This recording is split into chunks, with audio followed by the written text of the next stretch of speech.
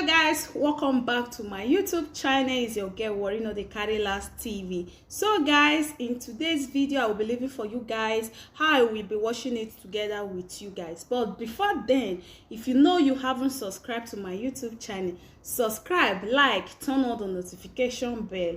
Okay guys, see you guys on my next video. Bye bye. On behalf of the General Assembly, I have the honor to welcome to the United Nations His Excellency Muhammad Buhari, President of the Federal Republic of Nigeria, and invite him to address the Assembly.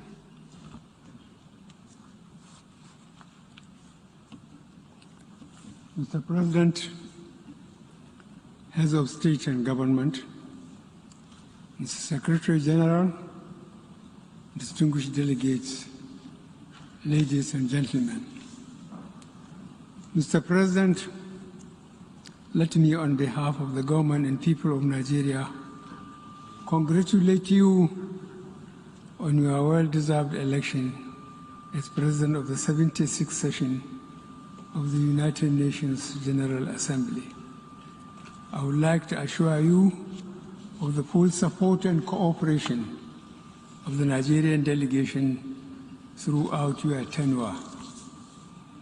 I would like to commend your predecessor, His Excellency Mr. Volkan Bashir, for the many remarkable achievements recorded during his tenure despite the challenges posed by the COVID-19 pandemic. Permit me to congratulate the Secretary General Antonio Guterres on his re-election and commend his strong commitment to making the United Nations more alive to its responsibilities.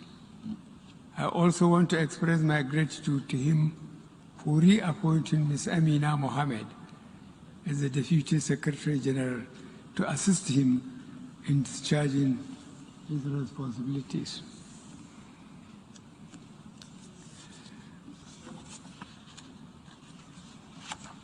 Mr. President, excuse me, the theme of this year's General Assembly, Building Silence, Resilience through Hope to Recover from COVID-19, Rebuild Sustainability, Respond to Needs of the Planet, Respect the Rights of the People, and Revitalize the United Nations, sums up our common desire to rescue our planet, recover our economies, and restore hope to all the peoples of the world. In this regard, my delegation will continue to support the United Nations as the indispensable forum for international cooperation and the cornerstone of the multilateral system rooted in respect for international law, including international human rights law, and predicated on a rules-based order. On our part, Nigeria has made efforts to contain the virus and hold its deadly onslaught on our people. Our efforts have been rewarded with moderate success. At the outset, we recognize detection and contact tracing to be important tools in combating the virus. In this connection, from a mere 4 laboratories with testing and detection capacities, we ramped up the facilities to over 140 centers today. Similarly, we built isolation centers and emergency hospitals wards in record time all over the country. We carry out genomic sequencing in designated laboratories across the country with a view to detecting variants in circulation. In addition, over 40,000 healthcare workers have recently been trained on infection, prevention, and control measures with the support of various partners. Nigeria remains grateful for the assistance received from our partners and friends all over the world. Vaccination is the key to our safe emergence from the pandemic. We fully support the COVAX initiative, from which we have benefited. We also thank the United States of America, Turkey, India, China, European Union, and others for the vaccines provided. Despite the acknowledgement, however, I would like to reiterate my call for a fairer and more equitable distribution of vaccines in all countries so that together we can fight and contain the pandemic.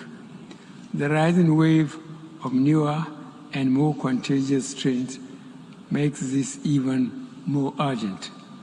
No country can afford the socio-economic implications of prolonged shutdown. It is imperative to underscore that no one is safe until everyone is safe. Mr. President, Nigeria remains deeply concerned over the illicit trade, transfer, and circulation of small arms and light weapons. Their excessive accumulation and uncontrolled spread in many regions of the world are having devastating humanitarian and socio-economic consequences, especially on the continent of Africa. It is on this note that my delegation calls for the worldwide application of the Arms Trade Treaty to codify accountability in conventional arms trade, which is critical to the security of nations. This is in recognition of the need for a broad-based global partnership in the ongoing battle against transborder crimes, including terrorism and piracy.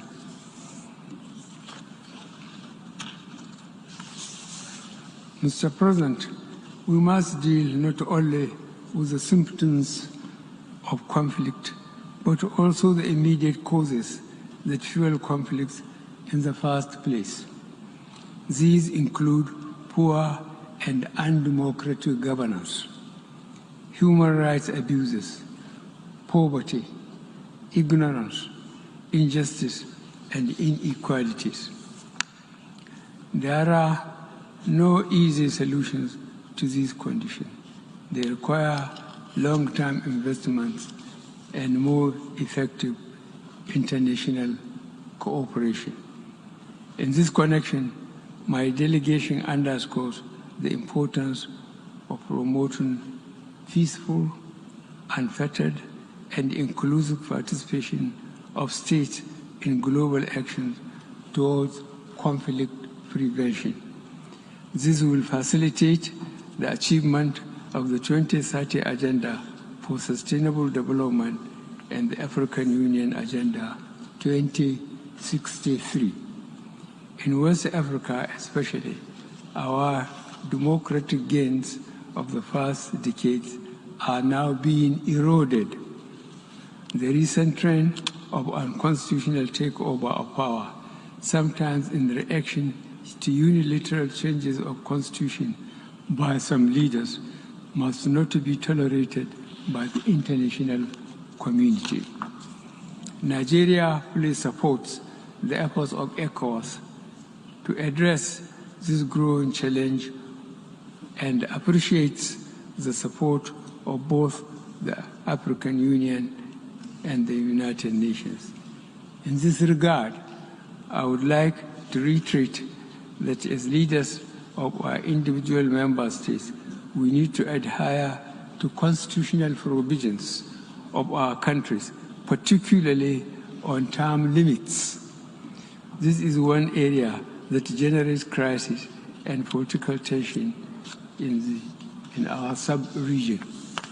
Mr. President, Nigeria is fully committed to nuclear non-proliferation and has always supported the view that it should involve all states. Disarmament conventions deserve the support of all states, small, large, nuclear, or non-nuclear. Nuclear weapons remain the ultimate agents of mass destruction, and their total elimination should be the final objective of all disarmament processes within the broad spectrum of goals being pursued by the United Nations. In this regard, Nigeria would participate actively in forthcoming review conference of Nuclear Prohibition Treaty and also the first meeting of states parties to the landmark treaty on the provision of nuclear weapons, scheduled to take place within the first quarter of 2022. Nigeria regards these upcoming events as important steps towards realization of a world free of nuclear weapons. We are therefore supportive of any diplomatic efforts in this direction. We hope that the upcoming Nuclear Prohibition Treaty Review Conference would lead to a successful outcome that will facilitate the nuclearization of the world. We will do our part to ensure such an outcome. Mr. President, terrorism continues to dominate security discourse worldwide. In Nigeria, Boko Haram, terrorist group, though fragmented by internal strife and weakened by our defense forces, is still active and preying on soft targets. Nigeria will continue to work closely with United Nations counter-terrorism bodies and entities with a view to bringing this scourge to an end. Nigeria has spared no effort in addressing the challenges of terrorism posed by the activities of Boko Haram in northeast Nigeria, the Lake Chad region, as well as banditry in the northwest and north central.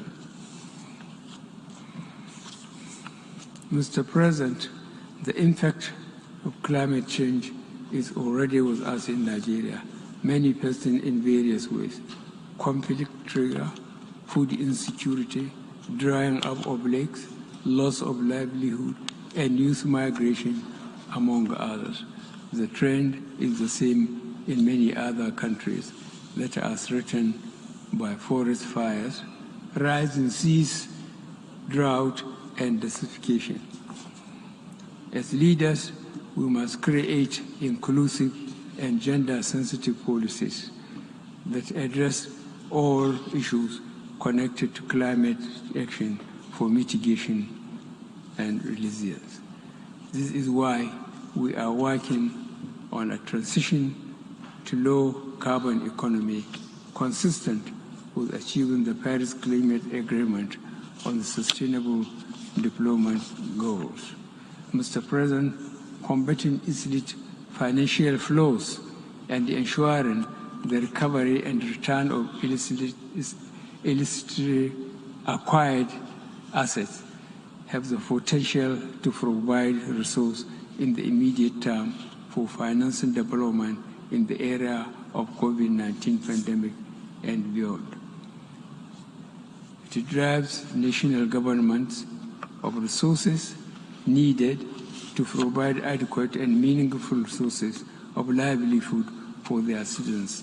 The latter gives rise to more irregular migration patterns and unwholesome consequences for interstate and human relations. Mr. President, the issue of debt, we have seen that developing countries have been faced with unsustainable debt burdens even before the pandemic. The COVID-19 pandemic has increased the risk of a new wave of deepening debt where vital public financial resources are allocated to external debt servicing and payments at the expense of domestic health and financing for critical development needs. Therefore, there is an urgent need to consider expansion and extension of debt service suspension initiative to include all least developed countries and small island developing states facing fiscal and liquidity challenges. Mr. President, Nigeria reaffirms that international trade is an engine for development and sustained economic growth, as well as global eradication of poverty. We therefore call for the reform agenda that will engender better recovery from this crisis, build resilience to future shocks, and pursue transformative development strategies that can deliver the 2030 Sustainable Development Goals. Mr. President, the global food system has, in recent times, been impacted by several factors, such as population growth, availability and accessibility of arable land and water resources, climate change, and loss of biodiversity. Climate change and unpredictable shocks, such as the current global pandemic, further exacerbate vulnerabilities in the global food system, requiring the United Nations urgent attention. Mr. President, Nigeria has been steadfast in safeguarding human rights, including the advancement of women, the protection of children, the protection of the rights of people living with disabilities, the treatment of migrants, refugees, returnees, and displaced persons, as well as the promotion of fundamental freedoms through all legitimate means. In this regard, my delegation recommends the positive example of leaders like Prime Minister Jacinda Ardern of New Zealand. The recent rise in hate-related crimes globally underscores the urgent need to continue our engagement about racism, racial discrimination, xenophobia, and other related intolerance. It is sad to note that the issue of racism remains alive globally.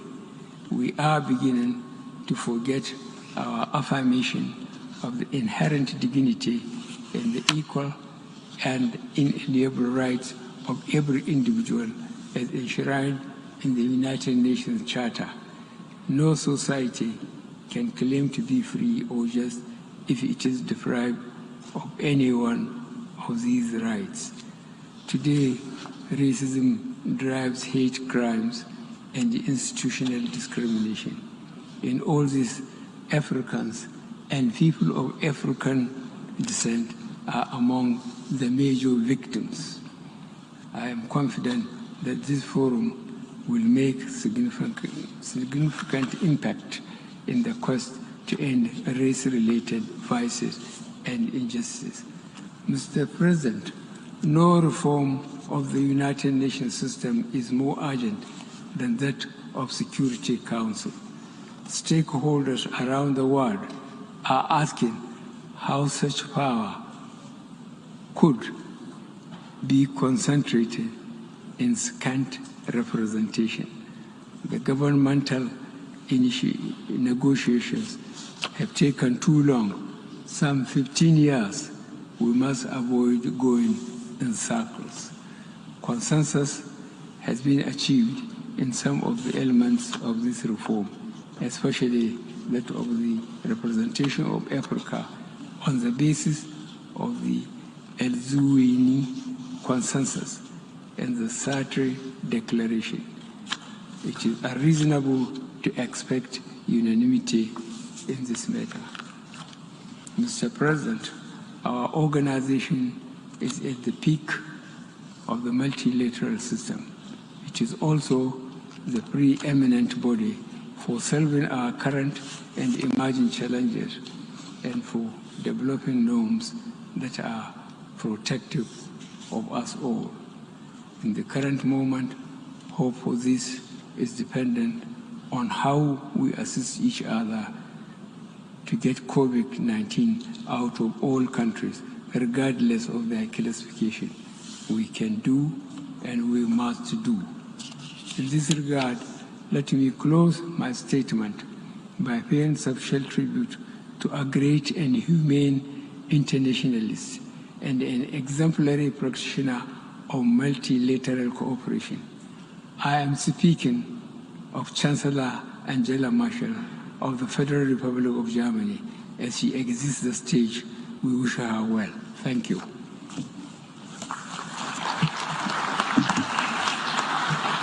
On behalf of the General Assembly, I wish to thank the President of the Federal Republic of Nigeria for the statement just made, and I request the protocol to escort His Excellency.